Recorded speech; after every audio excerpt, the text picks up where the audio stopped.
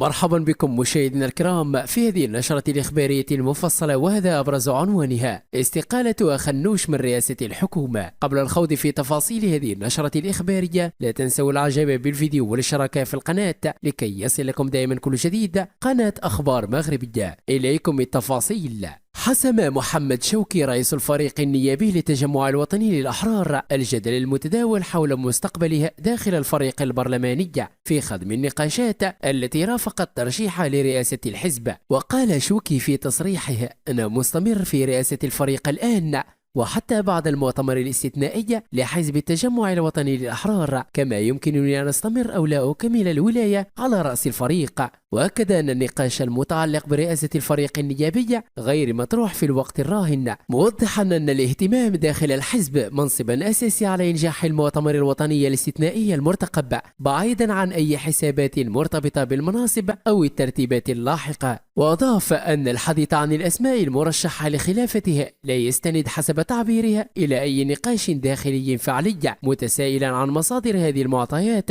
التي يتم تداولها في بعض التحليلات. وشدد رئيس الفريق النيابي على أن حزب التجمع الوطني للأحرار يتوفر على كفاءات وطاقات قادرة على تحمل المسؤولية في المرحلة المقبلة، سواء على مستوى الفريق البرلماني أو باقي هياكل الحزب، مبرزا أن الأمر لا يشكل إشكالا تنظيميا في حال تقرر عدم استمراره في رئاسة الفريق مستقبلا. ويأتي هذا النقاش في سياق سياسي خاص عقب إعلان ترشيح محمد شوقي لرئاسة حزب التجمع الوطني للأحرار بعد قرار عزيز أخنوش عدم الترشح لولاية جديدة على رأس الحزب، وهو ما فتح باب التأويلات بشأن مرحلة ما بعد المؤتمر، خاصة على مستوى التوازنات التنظيمية والنيابية. وفي هذا الإطار كان حزب التجمع الوطني للأحرار قد كشف عن توصله رسميا بترشيح محمد شوقي لرئاسة الحزب، موضحا أن المكتب السياسي وبعد دراسة الترشيح قرر إحالته على المؤتمر الوطني الاستثنائي المزمع عقده بمدينة الجديدة يوم 7 فبراير 2026.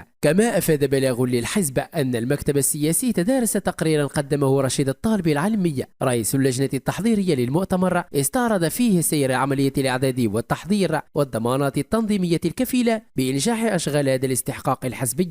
شكرا على حسن المتابعة، دمتم في حفظ الله ورعايته.